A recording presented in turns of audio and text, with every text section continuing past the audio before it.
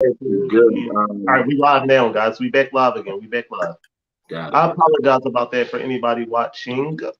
I do apologize. It seems as though Facebook blocked the initial video because I played that Will Smith clip at the beginning of the episode, and they blocked it because I don't own the rights to the music. So that is a lesson learned. But however, we are back. We are back. We are back. We are back. We are back. And I'm going to tag some people who I know are typically watching, just so that they can get here. And my good friend David Cardi was working out some problems. He said his screen froze. But we're going to jump right back into the discussion in very short order. And that was a lesson learned. So I think you guys are working with that technical difficulties and helping you to work that out. Um, Guys, but we are back live. We are at a new link. We are here, and we're gonna keep this discussion going. Oh, that's right again. But no. So, while before we got brutally erupted, I was saying to anybody who might have missed it, I'm not sure where the actual video cut off at, guys. But you want to start from the top? Yeah. So, oh, I'm gonna edit myself again. Yeah. My fault. You good now? Yeah, perfect. Yeah, you good now. All right. I see we back. So cool. So I apologize for you guys viewing. I got a good number of viewers back. I was a little confused. It's like on my phone, I can see how many people are watching, right? And it said 2. And I was like, all right, I know I ain't like Derek Jackson yet, but but I know I got a little bit more than 2 people who gonna watch me go live. Like, come on, man. Like I do a little bit better than that. Yo, that needs to be cool right there. Man. Yeah, so I'm not sure what you guys missed, man, but just a real quick recap. That's Tyrone, that's WAP. My other brother David Cardi is here as well. Facebook banned us because I don't have rights to the Just the Two of Us song, so that was a lesson learned in the future. I guess I gotta put that in my captions. Like I have the rights to any music used moving forward. Got it. But we're talking about the fatherhood journey, guys. And we just kind of started the conversation off from you're having sex with a young lady, and eventually you get that call or that text message. Hey, I missed my period. I think I'm pregnant, and we started off from there. So, Bob, you go ahead and take it over from where you were. All right. So yeah, like I was saying, with Khalil, my oldest son, I wasn't really nervous. I mean, I was, I had the slight nervousness of something new, like you would with like a new job or any kind of new life impacting event or anything like that. But I I was ready. Like it's something like I've always been close to my younger cousins, helping my grandma out with my younger cousins. I was out of school, I was working. So, I knew I could provide for him financially and do, what I needed to do as far as what I thought a good father should do. And like I was saying before, before we started over with Kyle, it was a little bit different. I was with his mom. Me and his mom were, going through, our bad part of the relationship. And I was ready to leave. And then she went to the hospital. We found out she was pregnant. And the last thing I wanted to do was like cause stress or anything like that and risk that pregnancy because they kept saying, they wasn't sure and, telling us all this different medical stuff. Turned out that she ended up being pregnant with twins, but we'll come back to that later. But after Kyle got here, I mean, as far as the father part of it, no worries. You know what I mean? I couldn't wait. As those are my boys. It just like it's rough to deal with somebody. I don't know how it is, for y'all guys, but there's 2 a.m. calls. Can you go and get this for me? Can you grab that for me? I'm craving this. My back hurts. My feet are sore. My legs are bothering me. You know what I mean? Like it's a lot of stuff like that. Some people, they found it annoying and everything. Like I hear a lot of people say, it's annoying or whatever like that. It didn't really bother me. It didn't really bother me. You know what I mean? I just took it as part of the process. I want my child to be healthy. I want my child to be happy. I don't want any extra stuff going on. So I'm going to do what I need to do to get my baby here, and then I'm going to love that baby the way the way I feel like that baby should be loved. So, you know what I mean? That's what it was for me, and probably for y'all too, but you know. Yeah, and I agree. Like you get that initial text. I think the first time you get it is a little different than the second time, right? And Right. I was 20 years old the first time. No, not even 20. I was 19.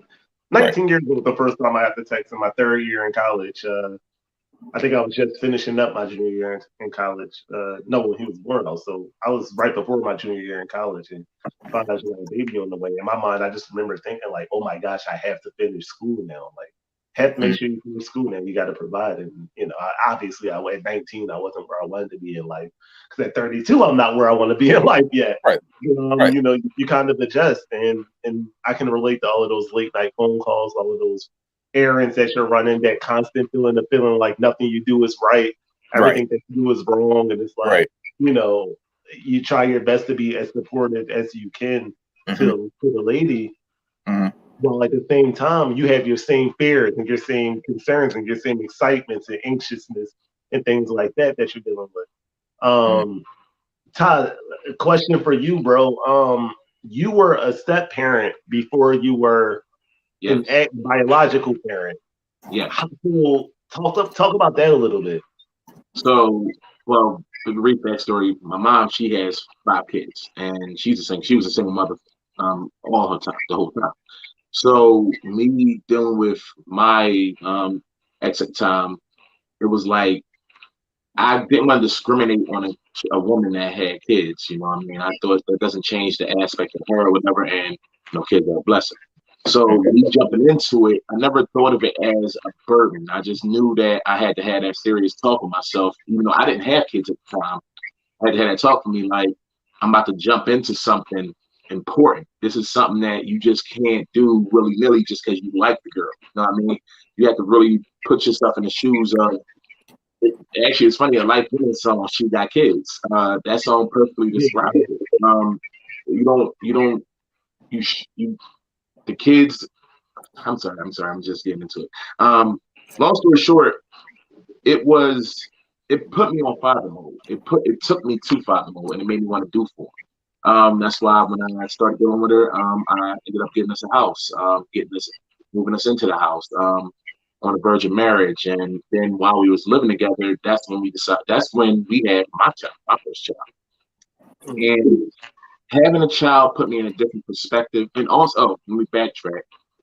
Dealing with a woman that has kids is also, to me personally, a trying thing because she's already been a parent and you're a new parent. So a lot of rules and regulations that she's already used to, or the things that she's used to being parenting wise, it doesn't come to you like that. And then you also, the sense of responsibility that you want to instill, it can be trying at times. Y'all can hit, but a lot as far as being a parent already and you just joined it. So I think those were the hardest trials with me being a step parent, just the head button as far as how to raise the kids, and also knowing that these kids also knowing that you are not their actual father, but you are the father that wants to be in their life, and it's a trying thing to be a stepfather. That's crazy. And Ty, we've had a million conversations about this, man. About it's so much struggle because I don't have any stepchildren, so I can't relate to that. Well, I know you can relate to the step parent thing, but we've had conversations about as the male being called to be the leader of the household, but not being a parent to these children, and just just that strain, that struggle right there to get these kids to look at you as a leader while they're not looking at you as a biological father. And we're going to dig into that a lot more deeply as we get down the road. But Cardi, I do want to ask you to take me to the delivery room for you, Cardi. First for you. Well, not even just matter of fact, before the delivery, just that final month, like once you get to 36 weeks, right? And they're any day at 36 weeks. So from 36 weeks on, it's just like So just take me from like week 36 on, bro. I mean, the first one definitely had me prepared for the second one. I was a lot more confident and collected for the second one. I was like, you know what, you can do this. Breathe, all that good stuff. Um, but with Journey, with my youngest, she is 5 now. It was pretty rough for Leah, which is my ex-wife. Um, her pregnancy was really rough going into the hospital, but I try to be there every step of the way. But as a man, there's only but so much you can do in a delivery room, Mhm. except for being moral support. Right. But after that, after she endured and gave birth to Journey, it was like, hey, my daughter's here. Let's get the parenting. So um, after the birth, it was like I wouldn't say it gave me the I guess the spark of joy as in my first child because I've been there before and I never seen like life brought in before. But the second time around, I was like, okay, this is real. I got 2 kids now, and it's time to step up the game. So it was a really, I was a really happy point in my life, though. I definitely can say that I was there.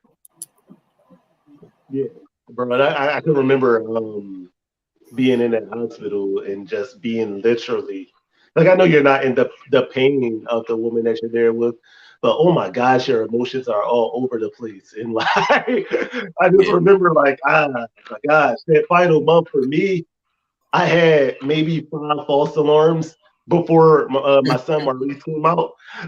So I I had remember two. being like super hyped the first one though, like literally the first time, like she was like, "Yo, I think my water broke. I think I'm in labor." I'm like, "Bet we in this. We going down to this hospital." I'm all hyped. Get in the car. We got the bag packed. I'm carrying everything. I text everybody. We didn't even have group text back then. Like I had to single handedly text everybody back then. You know, Right. 2009. Yo, on my way to the hospital. We about to have this joint. And an hour later, they like, go home. Go home. Go home, man. She ain't dialed enough, bro. She's not dialed enough. Like, Right. what do you mean? We here. We here.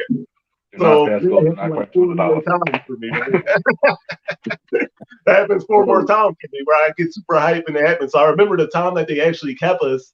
I didn't tell anybody. Like my brother Jamil, I literally was like, I texted him, it was like midnight too. So I'm like, everyone sleeps. So I'm like, hey Mill, I'm about to go to the hospital, but I'll probably be back in a couple hours. Literally just like that, because I had so many false alarms. I'm like, I'll probably be back in a couple hours. And Right. we leave, and it turns out they're like, hey, we're keeping.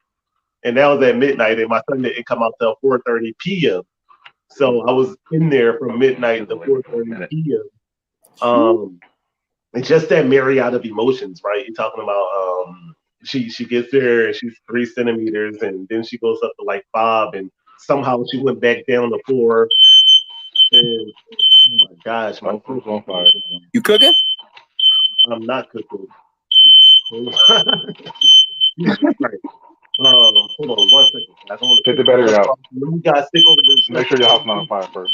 All right, so I'm gonna say something. So when I say I commend my baby mom because she had all 4 of our kids without any epidural or anything. She had to do a whole natural birth every time, All and then four? all 4, all 4. And let me Yeah. tell you, so my daughter, we get there, she's saying she's ready to give birth and all that. So we go to Jefferson. I literally go park it. I drop her off. I go park the car. I go upstairs. She's in labor. 5 minutes, easy, right there. So Man. I'm like, I'm in game mode at that moment because I see the pain she's going through, and it was a shock at first, but then I just jumped right into it. I just seen the pain she was in. I just wanted to take it away from her, Right. and I'm literally on the bed holding her like this, whispering in her ear, like, you got this, don't worry Right. about it, you got it. And she told me, and she commends me for that to this day. Like, I comforted her, like I made her feel safe, Right. and it was one of the most memorable experiences I ever had. I loved it. I know it was a hard experience, but and I commend women for that. That's something I ain't never gonna want to go through. Ain't Mm-mm. nothing like the first Childbirth ain't no child. joke. Yeah, Childbirth ain't no I'm joke. sorry for the rest of my life on that one. Mm-mm. Childbirth ain't no joke. No, it is not. I always joke around, like I hear a lot of women say, y'all don't know what it's like being pregnant and dealing with somebody, dealing with having a baby and everything like that. And I always joke and I'd be like, well, y'all don't know what it's like to deal with somebody that's pregnant and go through all these emotions. I just be playing. And then But you get it's smacked. like at the same time, I mean, like with both of my kids, I let their moms say and do whatever. My first time mom, she wasn't that bad. Like she just wanted like a number 2 from Wendy's at like 2 a.m. and I would just get up and just go get it. Like she would call and be like, I'm hungry. I'd be like, all right, I'm gonna go get you a number 2 from Wendy's, and try the Wendy's, get her the number 2, and that would be that. My youngest son, his mom was like, I don't know, like I think she was just tired of being pregnant because she ended up having to be on bed rest because she was a high risk pregnancy. Okay. So she ended up having to be on bed rest for like almost a month. So she was just like going crazy. She was in the room. She wanted me to stay in the room, and I was like, I gotta go to work. I can't stay in the room. And she literally wanted me to like go to work. Like Reese probably remember me telling him this, but she literally wanted me to go to the hospital, stay there all day, go to work, and then come back and stay in the hospital. And I was like, I gotta go home and sleep. Mind you, the hospital was right around the corner from where we live. And she just like she couldn't understand. I was like, I have to go to sleep.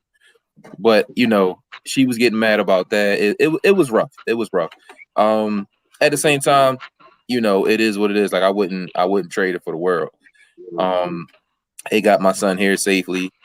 You know what I'm saying? And it's just what it is. But would I want to go through it? No. No. Y'all got that? Y'all got that? I commend y'all. Right. 100%. I can't do Let it. me ask you this question: do you think it's easier for women who has multiple kids to give birth? Is it that much easier? Do you think? Like second, third, fourth time around? You would have to ask a woman. Yeah. I honestly can't tell you that. Yeah. I mean, don't know, but I mean, like Nala, logically, I would think that their body is used to it, so it may be a little easier or maybe a little less painful. But then again, I've never done it, so I you Yeah. know.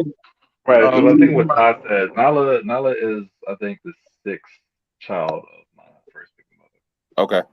and that was a pretty smooth delivery. Like Not at all, Dave. she came out like sliding out, so like it was nothing. Like, oh, this is really how it is. Like, okay, this is wasn't that bad. And then I come around with my my ex-wife. I was like, oh, this is a whole different ballgame. Yeah. First time around, but the sixth time around, just he literally flew out. Randy Moss, doctor at the catcher and everything. Like literally, no joke. She came flying out. Well, at that time, I was already crying. Like I was physically crying. Like, oh my god, I just saw my daughter. Yeah, it's Praise be to God, Allah, all that good stuff. I think you made some people mad with that question that you just asked, bro. It's a real question, and I think women themselves need to have that conversation. Not at all. And somebody said my wife just got real mad with that question. I bet she did, and I understand. it's just no hate. No, man, I honestly, to my understanding, every pregnancy is different. So some people might, Yeah, every just pregnancy is y'all, different. the next one might be complicated. My son was born by C-section, right? Original C-section. Now I vividly remember, like he's coming and she dilates up, then she goes back down, and then finally after like 15 hours of us being there, the doctor's like, hey, like it's some medicine that they hook a woman up to that like speeds up the contractions, but that lowered my son's heart rate every time he did it. So like, I'm like, well, she's not progressing. And eventually they're like, you're not progressing naturally, but we can't use the thing to give you contractions because his heart rate is dropping. We gotta cut you open and get him out of there. So part of me was like, yes, I've been here since midnight. Like I'm, like I'm tired, I'm hungry, like I'm literally freaking out. I know she was freaking out. The big burly woman came in there and she was like, come on, let's wheel you out. And then the doctor ran in and was like, we can give her a couple more hours. And she was like, yeah, I'll wait a couple more hours. And I'm like, can you not wait a couple more hours? Like, we here now. I don't think hospital charges per hour. Like, we here now, baby. Like, I'm all dressed up. You know, they put you in like that condom suit, right? Yeah, Where you got like yeah. cover, you got The whole hat, like you about to do surgery. I'm all dressed up in that joint, and I'm like, can we not wait? Like, we here now, baby. Let's get him out. So we end up waiting 3 more hours. She didn't progress at all, and then finally, you know, I'm in the C-section room, and it's freezing in the C-section room. Freezing. Yes. Like, Yes. freezing Yes. in there. So I'm cold as crap in there. And she's shivering when they start operating. They got like a curtain up, probably from like here on down. Right. You know? Right. And then they were like, the doctor was like, "Oh, you don't want Santa watch us do this?" I said, "Oh no, I'm okay." Bro. I said, "Oh no, I did not want this. I'll cut this open. Like, I'm okay. My major is marketing. My major is not medical surgery, neuro doctor. I'm fine. I'm going to stand next to her for moral support." And when Maurice came out, I actually didn't know they got him out because I didn't want to move. And you hear the stories about men fainting in the delivery room. Yes. And I refuse to be that guy. Yes. I don't want nobody's stories of fainting. Like, no, I went and dropped it. So I was like, I'm not going to move. I'm not going to look. I'm going to just stand here. And then finally they were like, "Dad, he's out. You don't want to come see him?" And I was like, still scared to move because I thought I might fall. So I'm like, yeah, he looked cute. They're like, "Come here." And then finally I'm like, okay, my legs work again. He's finally out. So I think we can joke about it, but I think the takeaway from this, right, guys, is that the emotions surrounding childbirth, right, for us as men and for us as fathers, they exist, right? And I was on a post fairly recently that a young lady had up, and she was talking about how men don't understand nothing. And I responded, I was like, it's not so much that we don't understand, it's that we're trying our best to be as supportive as possible throughout the process. Right. And like everything that we're doing is being like everything that you do, you feel like you're wrong or that it's not good enough. But you're also still dealing with your own emotions surrounding becoming a new father or a father for the second time. And like the emotional aspect of it is very similar for both parents. You know, a new father is still a new father. A father is still a father. A mother is still a mother. So you have the same fears, the same anxieties, the same excitements, the same, you know, all of those emotional things like you feel as well. And you try your best to be supportive throughout that process. And any of my ladies who may be watching, we're trying, you know what I'm saying? We're probably not going to get it right. It's tough to get it right, you know. It's tough to find out with somebody who, like my son's mom was eating, what was she eating? Bacon and marshmallows during her pregnancy. Like, how the heck can I figure out what you want if you like bacon and marshmallows together? Right. You know what I'm saying? Like, how can I get it right? I would have never guessed that you wanted to eat bacon and marshmallows, and then she was eating like fruit salad and marshmallows, and then it was like applesauce and bacon. So all these kind of weird cravings that you have. Like, how do you figure that out? How can I be supportive, you know, through that process if, you know, you're literally eating like stuff that don't even typically go together? Sheesh, I'll tell you, I think that the first pregnancy for me, like me first off being a stepdad and then her getting pregnant, that was the hardest, that was the most trying part of our relationship when we was together. I was not feeling it at all. I was not feeling the attitude. I wasn't feeling the emotion. I wasn't feeling none of the anything. And then, like you just said, it felt like everything I did, I was doing wrong. Right. And I was trying to empathize with her, but I couldn't. It was like it was some good days, but it was also them days where them empathizing days didn't work. And it's like, damn, like, and I'm getting frustrated. And I'm like, it was a verge of me almost like being like, I can't do this. I can't be with her. I'm not gonna step out with my kids, but it's like I can't be with her. But I say, you know what? You're a man first. You got to work this out. You have to figure out how to come to equal ground and let him. And I had to realize that it's about her at this moment, not about you, because she's carrying his child. So any emotion she's going through, she's probably scared. She's probably terrified of what's going to happen. She probably thinks about this baby every day, all day. She got a little person growing inside of her. And I had to learn that on my first round that that's the best thing I ever learned. That I have to empathize with a woman, even if it annoys me, even if it makes me upset. I can't show that type of emotion to her. Right. I got a comment from LaShawn before you come in. I just want to respond to this. LaShawn said, "Reese, why didn't you have the baby naturally?" So we got to the hospital at midnight, LaShawn. And it was 4:30, and she was still at 5 centimeters, like going up and down. Like she would jump. She only got as high as 5.5 centimeters, and she would drop back down to 4, then go back up to 5.5, then go back down to 4. And when they hooked her up to the pitocin, the medicine to kind of like have contractions, his heart rate dropped. So they had to cut her open because it was like, well, you're not progressing. We can't send you home, and the contraction medication isn't working. So she got an epidural, and she went and had the C-section. That's kind of what happened. I got another comment here from Kevin, who felt like I was a big failure and tried to not make the feelings about her, even if part of them were caused by her. And I mean, I try not to get into that habit of bashing either gender or anybody on the show. So I don't want to make it seem like I think what Tyrone said is true. Like they're going through a lot. Like not only are they dealing with the emotions, their body is just in a constant state of discomfort for Yes. what I'm saying, for the better part of 9 months. It's just a constant state of almost flux a year, and right? discomfort. Yeah, for almost a year. So I get upset when my back is hurt when I sleep on the sofa wrong, or if I lay wrong on my pillow and my neck is stiff. I'm annoyed for those 2 days that it lasts. And for a woman carrying that child, right, for nine plus months, you could imagine just the frustrations and things like that surrounding it. So I don't want to spend too much time in the delivery room. I do want to kind of progress, forward, because we are talking about the journey, man. I was just messing around earlier in the show about how you bring this up to the woman, they stay stuck there for 3 hours. Or 3 years, I should say, and look at us getting stuck here. So, we talked about that's kind of like the highs of the fatherhood journey. So let's get into some of the lows. Dave, I want to start with you with this one, Dave. You were there with Journey. You're married to her mom, and you're there every day. You get to see her every day, and then you guys get divorced, and she moves down to Savannah, Georgia. So just talk to me about that process, about how it felt as she was making that move, that transition to seeing them daily to seeing them when you get a chance to get down there, how it impacts you guys' relationship, how you feel it impacts you guys' relationship. Can you talk to me about that?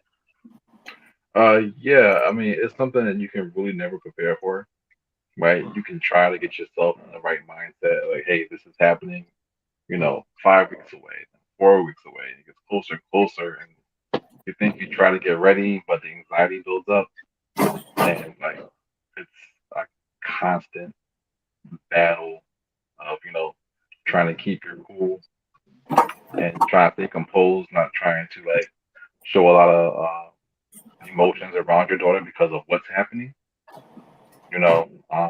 but till the day that they left, it literally felt like my heart was broken. I mean, I held her one last time, I cried for a little bit, but I had to let her go. The pain took about a good 2 weeks for me to get adjusted without her, because I always have Nyla, so she was with me, and I'm trying to be there for her. But the weeks that I didn't have neither of my children, it was the hardest weeks. It was just me by myself, no one's jumping on my back, or no one's asking me to read them a story, or the stuff that I usually do day to day with them are not happening no more.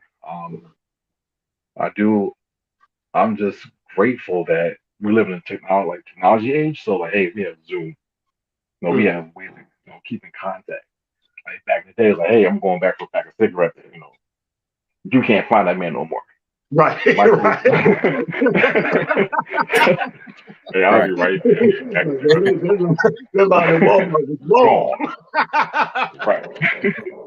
So having that technology is a big help. I bought my daughter even before she left, I bought her an Alexa show.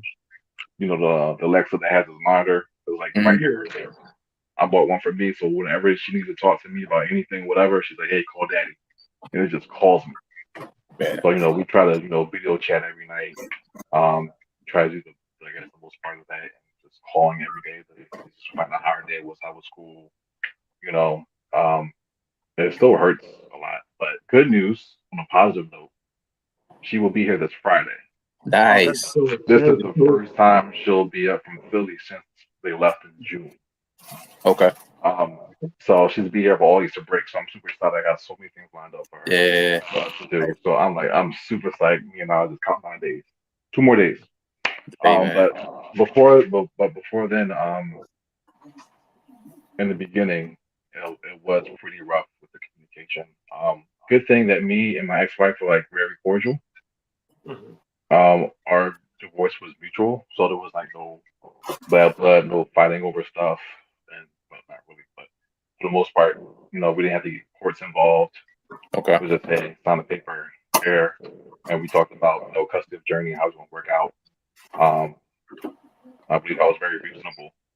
A lot of people in my position get heated. When you fight over your child, you get heated. You might do a whole bunch of stuff like, hey, you can't take my daughter away from me, yada yada yada. Stuff like that usually happens, but in this case, we had to be very cordial. Luckily, we still liked each other. So Hey, that's the key. It's kind of hard to work with someone you don't like. yeah, So it makes it that yeah, much difficult. Yeah. Yeah, that part. yeah, I Yeah, mean, you got some comments while you were talking, Dave. One yeah, person says that would crush me. Another father lay Sean, I would lose my mind. That's yeah. really, That was the first thought. As soon as my ex-wife was like, "Hey, I'm moving down to Georgia." Like, what do you mean you moving down to Georgia right, right, right. right, for? right, But I'm so used to everyone in Philly, everyone dated inside the city. So this is the first scenario that someone lived outside the city. right, And the reason why she wanted to move wasn't because of me. It was because so her support system back home in Georgia. right, Yeah, yeah, yeah. right. So I know a lot of people in Philly don't really have some support like that. You don't have someone, grandparents or other family members to come together to take care of a child. But in my mind, I was like, hey, she still needs her dad. Yeah, We can do it together.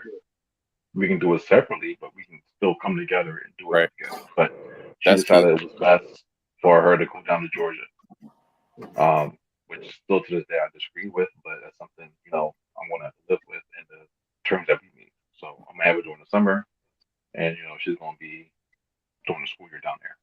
That. But That's amazing, yeah, man. but in the future, hopefully, when I get older, Donna gets out of high school, I can just move down south and just be there for her full time.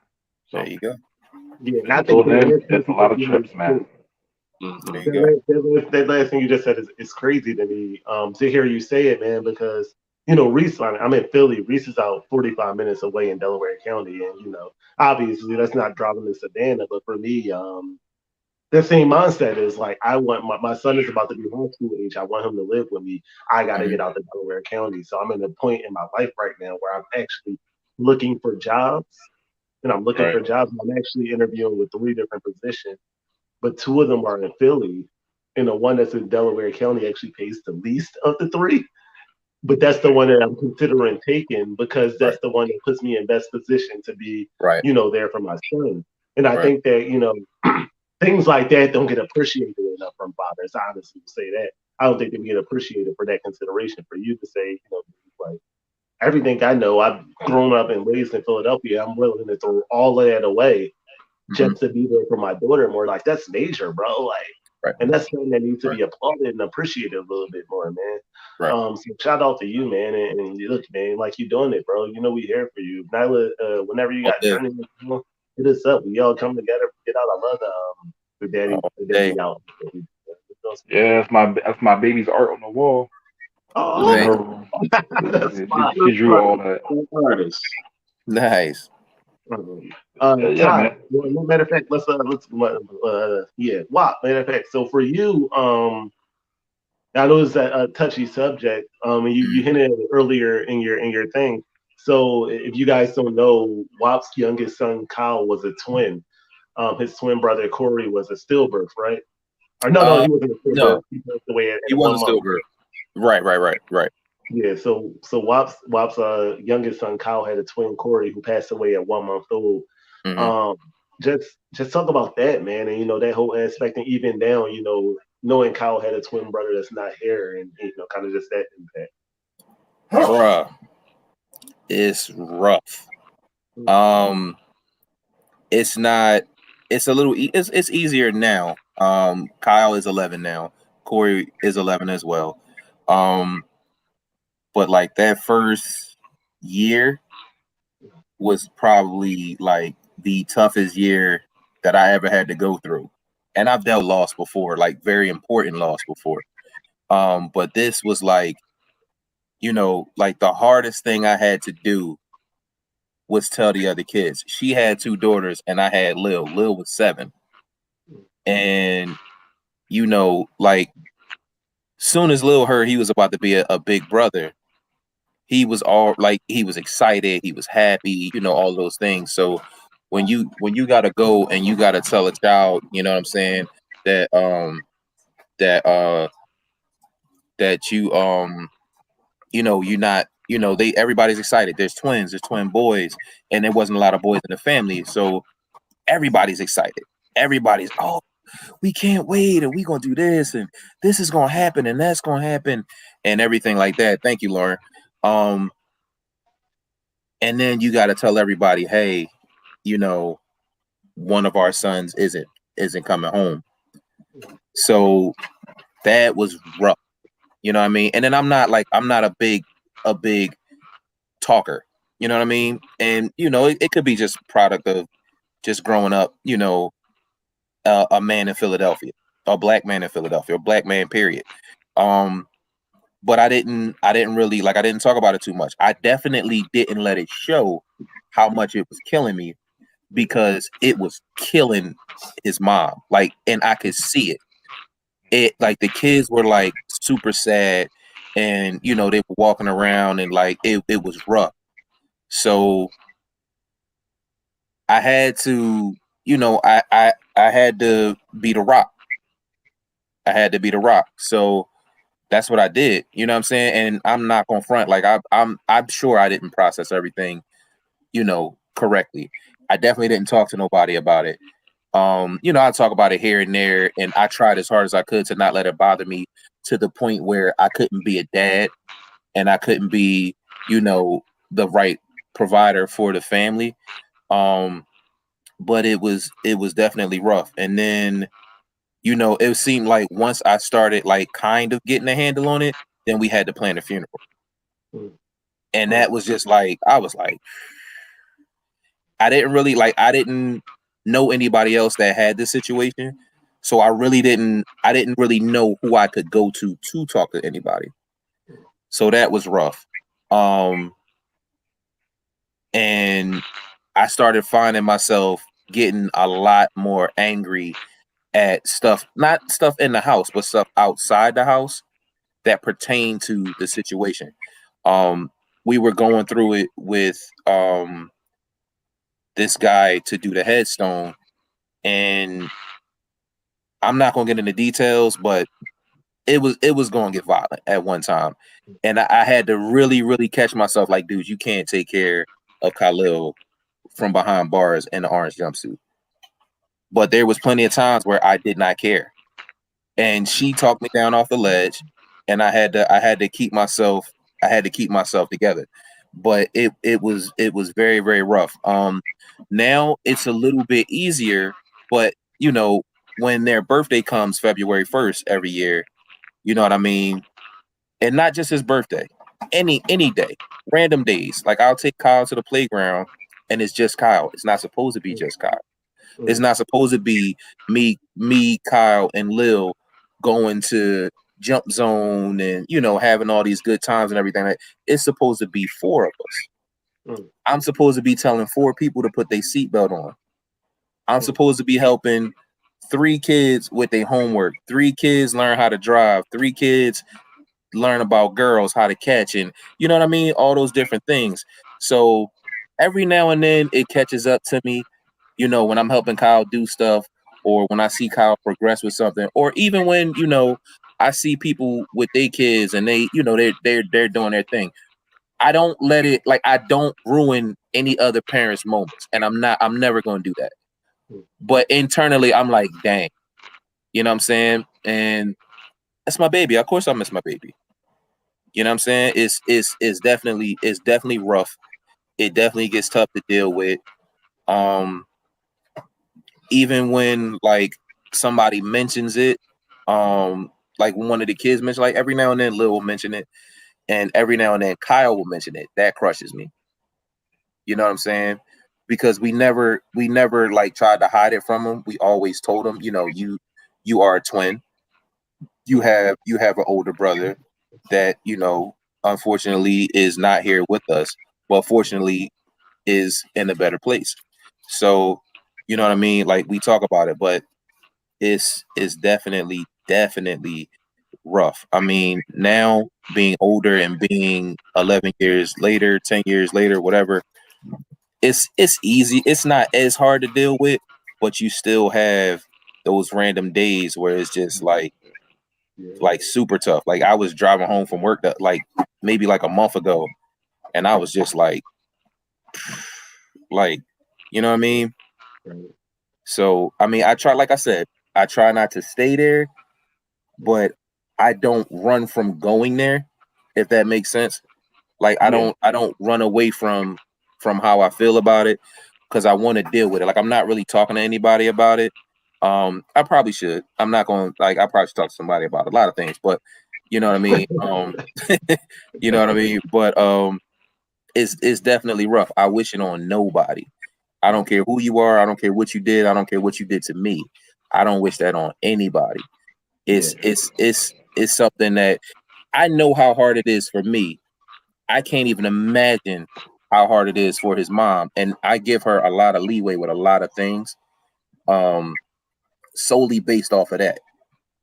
Like it was rough for a long time, and we both were having like problems discussing it, problems expressing ourselves like adults. Um, thanks, mom.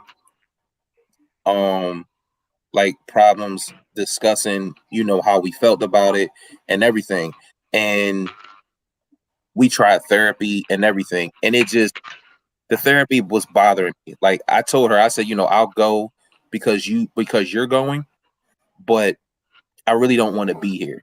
And it was just the dynamic of the therapy. Like I didn't like how these were people that were going through the same thing, but their attitude towards it, to me, it bothered me. Like it bothered me, like where they were. And I understand that everybody grieves different, but theirs was just really, really bothering. I just couldn't. I had to stop going. I was like, this is making it worse for me. It's making it worse for me. But she told me it was helping her, so we kept going, and I would just sit in there and pull my phone out. Yeah. But yeah, it's definitely, it gets easier, but it's like, you know what I mean. It's like if a close family member passes away, or if any family member passes away that you had a very, very good bond with. You know what I mean? Like it's rough, but it gets easier over time. But you never, you don't let that go. You Right. never let that go. And with a child, y'all know the kind of dad that I am when it comes to my kids. I'm very overprotective. You know what I'm saying? So to actually see him like in this situation and I couldn't do nothing about it, Mm. dude, I like it was so many different things. Like I wanted to beat the doctor up. Like it was so many different things. Like it was times I just had to like just go sit down somewhere where nobody was around and just sit there and get myself together. Like it was rough. It definitely was rough. Yeah. And what I can imagine, obviously, I've never lost a child. My I guess my grief would be, for me accepting when Reese got diagnosed with autism, and just kind of that whole process for me. That was my grief. That was something that was really kind of like a tough blow for me, and I just remember in those moments, like a lot of what I heard from the outside was be Hmm. strong for her, be strong for her. You got to be okay for her, Right, and kind of encouraged me to not deal with it and just kind of be right, like, well, whatever, we both can't be walking around. And, like, that's how you feel. Like we both right, can't be right, walking around, hanging right. our heads, And crying every right, day. Like, especially with kids in the house, because kids see that and they right, feed off that. right, And I was like, I can't have everybody in here just sad. You know what I mm-hmm, mean? Like I can't, because everybody, like it was a happy house. I would take mm-hmm, them to the playground. Everybody was laughing and joking and playing. It was fun all the time. I couldn't mm-hmm. take that from them. That's how I felt. Like I couldn't take that from them. Yeah, So and but it's tough, and just very, because, and it's something I say oftentimes on the show, guys. I'm sure you guys have heard me say it, like just because men don't necessarily show that they have emotions all the time. It doesn't mean that they don't feel them. Exactly. And some of the most difficult battles that a male is fighting is being fought internally, quietly. Yep.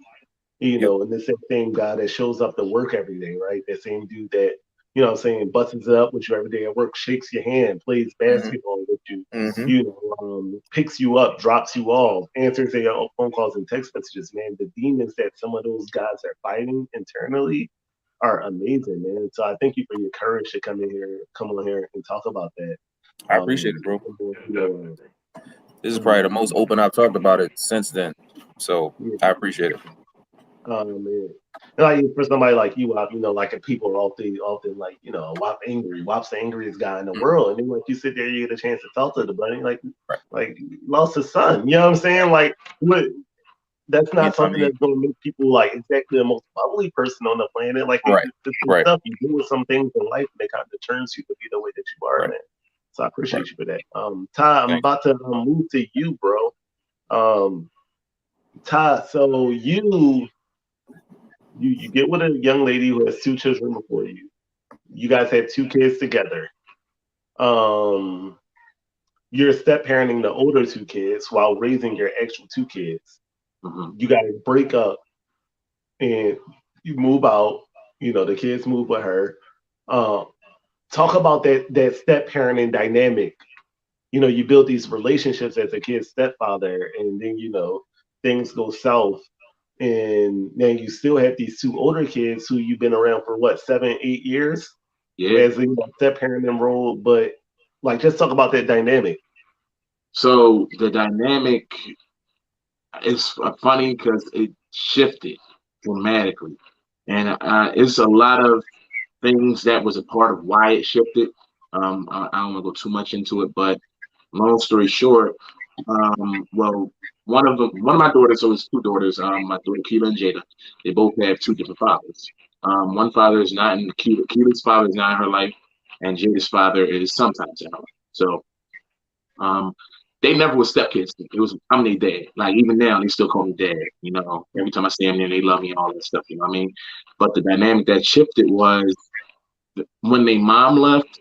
It seems like they left all the way with it too. Like I didn't really get calls. I still don't get calls. They don't want to hang with me. I try to spend time with them unless I am actually doing something.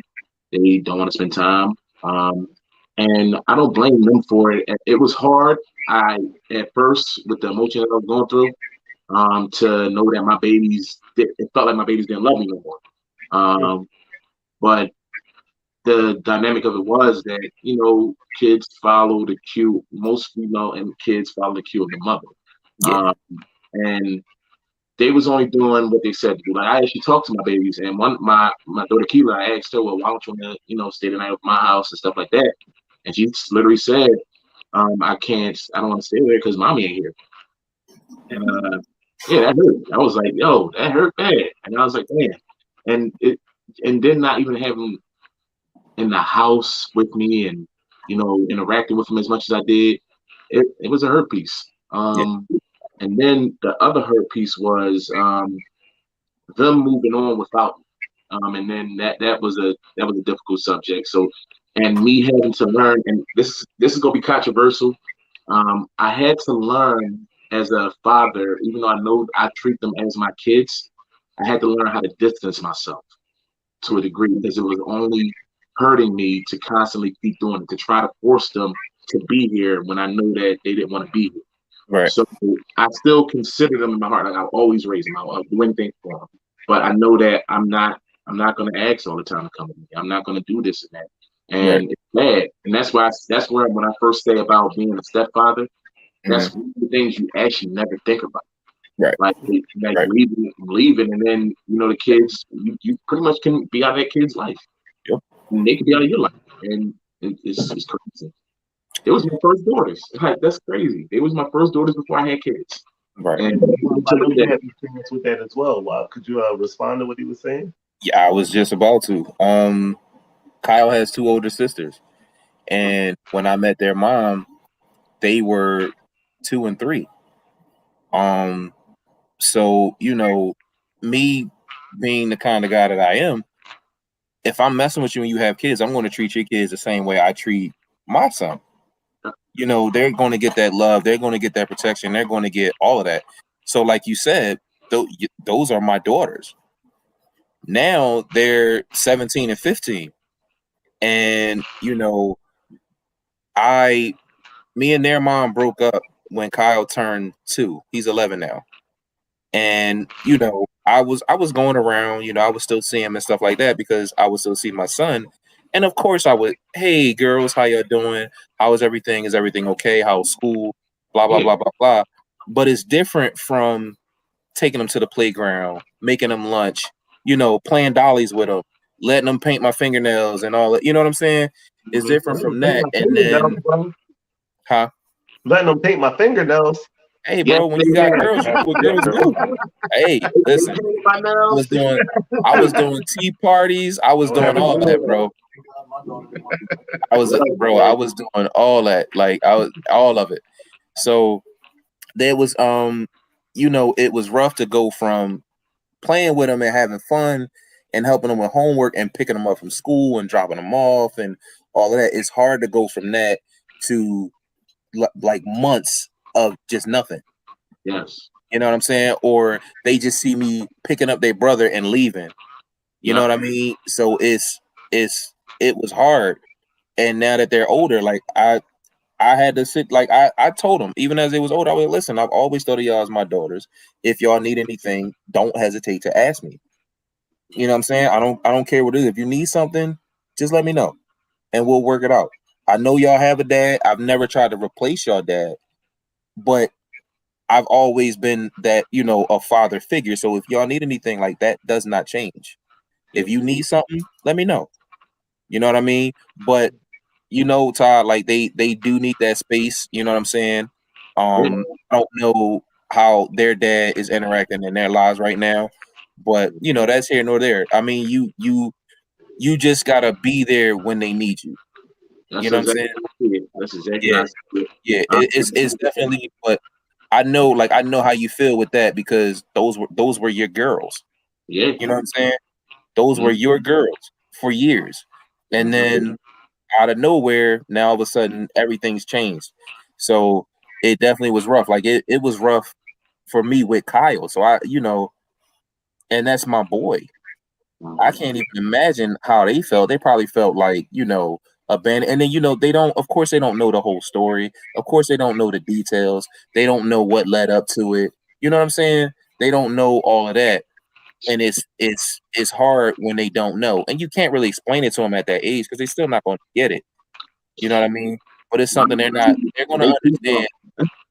they Yeah, keep like, you know what I mean? Like they're going to understand. They're going to understand when they get older, bro. They're going to understand when they get older.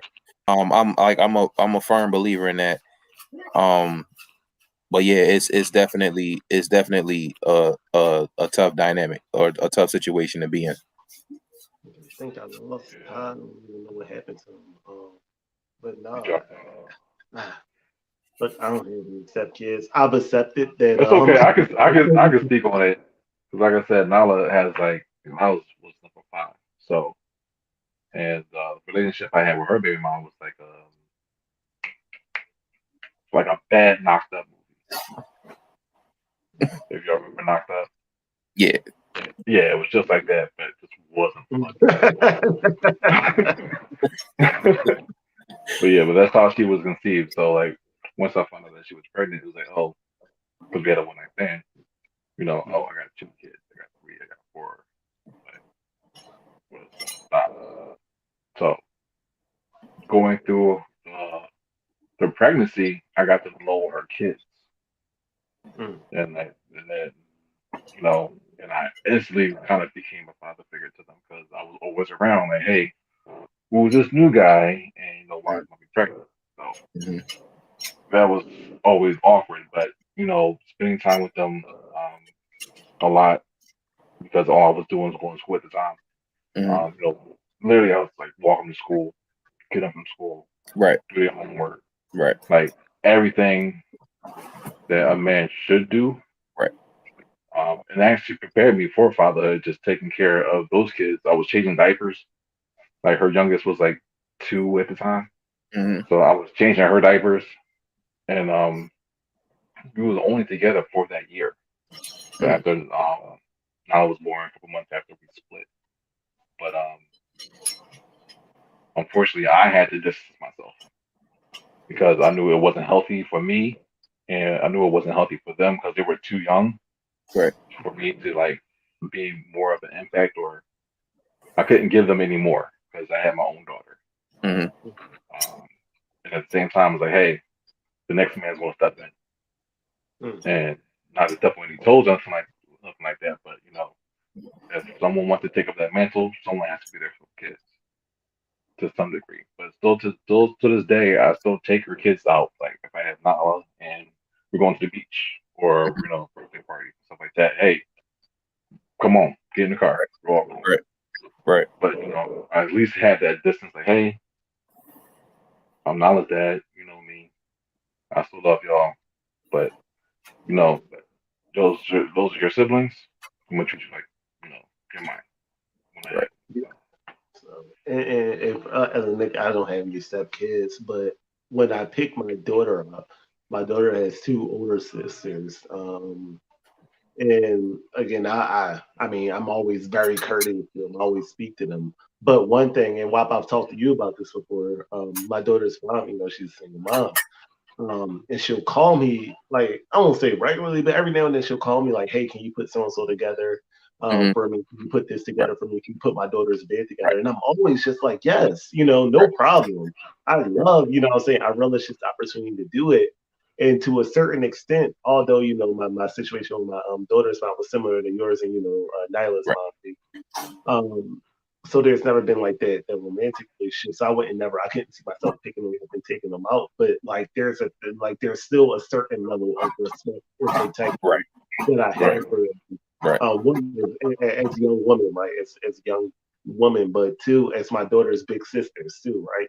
You know what I'm saying? So regardless, like I recognize the bond that my daughter has with her sisters. So I would never do anything to disrespect her sisters, to put her sisters at risk. And if it's something as simple as me putting together a bed frame. One day, I was putting together my daughter's bed frame, and her mom was like, "Hey, can you do her sisters?" And I'm like, "Sure, no problem." You know what I'm Yeah. saying? Right. Her mom just had a Right. baby a couple of weeks ago. She called me like, "Hey, do you mind coming in and putting the baby's crib together?" Like, no problem. I have no Right. problem, with Right. helping in the household because Right. I personally, it's my personal belief that I got tie back, but it's my personal belief that one happy mom is just like a happy the mother of your child if she's Overall, happy around right. like better for all parties involved. But two, Right. I just think that there's a manner of respect that you have to show to Right. the residence in which your child lives, son, daughter. There's just a certain level of respect that you should maintain there because they're always watching, they're always learning, Right. and Right. they're always forward. Um, I, So I man, we can keep going with this topic, guys. I don't want to tarry too long. I know we had some technical difficulties early. So this is gonna be the first time I've ever done this, guys. How y'all feel about doing a part 2 in 2 weeks? I'm with it. yeah, I'm with it. That sounds I'm with great. it.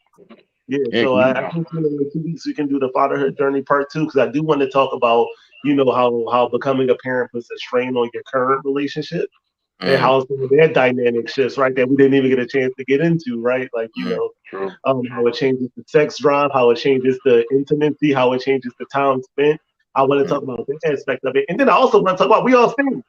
Well, when I say single, I mean unmarried. yeah. Unmarried. Unmarried, but not single. Unmarried. I'm I also single. want I'm to talk sorry. about I'm single. I'm single. Single. Nah, Y'all single. I'm Enjoy. staying Yes, we know single. what to decide. I'm back to the forever for right now. But I want to talk Hey, man. about the impact of I can fatherhood tell and you're being single by out your there tight and then shirt. trying to date and then trying to Oh, that's it. establish relationships and trying to identify a mom to come around, your kids Right. and things like that. Right. So the All whole right. dynamic of the fatherhood journey that we didn't get a chance to talk to. Mm. Talk about. And plus, I hopefully, in 2 weeks we have some of these technical difficulties sorted out. I'm Don't do the sound effect, bro. fully charged. Fully charged. My old intern back there was heating up some pizza and he Oh, took that's what $47 the smoke alarm was? He Bro, it's put fire. one pipe through the oven and left the other one in there.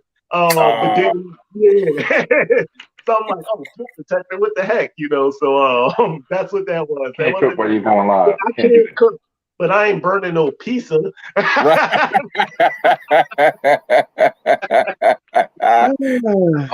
You got to get him an Uber Eats account, man. Yes. Tell them to make a bowl of cereal next time.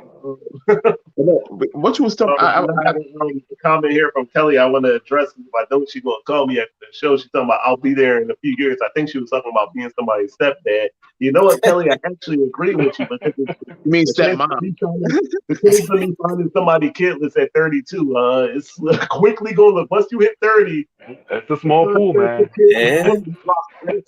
Not to mention, I don't Big think I want to kill this woman, but we'll get into that in 2 weeks as to why I don't think I want a woman without kids. Like, I know I don't. At this point, I know I don't. Already. So I can't mess with a girl that ain't got no kids, and we'll get into it though. Right. So I think this is the perfect group. We can come back in 2 weeks. We can talk about how it impacts your relationship with mom of the kids, how it impacts your relationship moving forward. The right time to bring that woman around your kids. I know my last relationship, there was a big point of, when are you going to let me meet the kids' mom? That never happened. Actually, well, she met my son's mom, but she never met my daughter mom. But that thing, because there's that whole, I don't want anybody around my kids who I haven't met. Like that whole aspect. It's like it's a whole lot of that fatherhood journey that we didn't even get a time. Man, you should add on there when your kids meet another man. Right, that too. Yep. That one right there. That was hard for me. I'm gonna let y'all know that I'll talk about that one right there. That's the whole checklist on that one. So I'm super excited about that in 2 weeks, and that's a lot less planning on my end. I don't gotta go find no guests. I get the cruise for the next 2 weeks, and I got the same old people coming back. That is great. Beautiful. No, guys, give me your final thoughts, man. And let the people know where they can find you, what you got going on, and all of that fun stuff. Go ahead, I'll Dave. go first because my daughter be here on Friday. 7:30, picking them up from the airport. So I have a whole bunch of stuff planned for her. We're gonna do so much stuff, even with this COVID stuff around. We're gonna try to be safe and do as much things as we can. So I'm definitely looking forward to it. Y'all can follow me at Cardi Solutions. I do home IT solutions. So if you ever have trouble with your computer, internet, routers, mount TVs, anything smart home cameras, security systems. I'm your guy. You can reach me at Cardi Solutions on Instagram. I'm beating you up soon too, bro. Hell yeah, me too. Yeah, I'll be around. I'll be around. Solutions. Any installations, home installations, any home tech, security systems, cameras, all of that stuff. Cardi Solutions, that is your guy right there. And he's 6 foot. What you 6'5", so he able to reach all them hard to reach places. That's right. 6'5", no ladder. You might not even need no ladder for you. No ladders. Which one of y'all want to go next? Go ahead, Tom. All right, so I'm Tyrone, gentleman bartending. I do bartending out there, private events as well. But also I started branching off into starting my LLC. Do the paperwork for that. I'm doing my trademark paperwork, and because I want to branch off into selling bar supplies as well. I'm buying all these supplies for bars and all that. I might as well buy stuff with my name on it, right? Exactly. So I might as well get into that. I want to start selling them things. And also another thing I'm doing is I'm learning as a man how to become financially independent. Whereas though I'm not paying for no house, I'm not paying for nothing, and I got residual money coming in for me. So I think that's also a part of why general bartending is happening. Yes, I can't wait for my financial independence. I can't wait. Y'all gonna see me on an island somewhere. Man, I'm gonna be looking good. I'm gonna be looking real nice. My man. Man, Ty has the best pictures that you'll ever see on Instagram. I don't know who his photographer is. I don't know who his photographer is. Y'all take up on Instagram. I'll be like, yo, what does he have? Those drinks look good though. To the side. halfway down the bottom step. I'm like, yo, like this Yo, boy I'm got getting up the to best modeling, man. I'm trying out to here. tell you. Yo, I gotta Like let them fire know right how there. this chocolate look, and it gotta look right for them. This Look, boy, I'm just saying. I you think wild. it's something my phone be like, someone might have blunked. And I'd be like, dang, man, I gotta take another one. You be out here, that's that dang. But no, WAP, go ahead. Bro, you know, I'm just WAP, man. Out here daddying and working. I don't have any businesses going on right now. I'm supporting my brothers with everything that they got going on. And just trying to raise my boys to be responsible men, man. Shit, that's a job in Outside of itself. that, Right. hey, I appreciate you, bro. Y'all doing Yes. y'all things too. That's one thing I dig about our friendship is our circle. Everybody's a good dad. Yeah. Hey, man, we Everybody's a built good it. dad. Real play. Nah, you You can't know what be I'm a saying? piece of ish. Nah. You can't be in this circle and you're not doing what you're supposed to do with your kids, man. Like, Exactly. you know what I mean, that's what I appreciate about just knowing y'all. You know what I'm saying? But yeah, man, that's it. You know, I'm just out here. You know, I do work in IT. I do small stuff. I answer questions if anybody has any IT questions or anything like that. I don't have like a business or anything. But yeah, like small stuff. If mostly advisory stuff, like for like what kind of laptops you want to buy or stuff like that. Feel free to hit me up. Any IT questions, feel free to hit me up. Anything more in depth, I will direct you to Cardi Solutions. I got a solution for you. And anything about bartending, I will direct you to Gentleman Bartender Ty. Oh yeah. And anything having to do with marketing or podcast, I will direct you to my main man, Baldy Rushzilla. All right, put that marketing degree to work. You know what I mean? Let me put this out here. I'm gonna put this out there for anybody watching who may be my friend on Facebook. Me and WAP love each other, man. That is my brother to death. And Hands the stuff down. that we do and I Hands said is down. just the way that we say I love you to one another. That's all it is. That's all it is.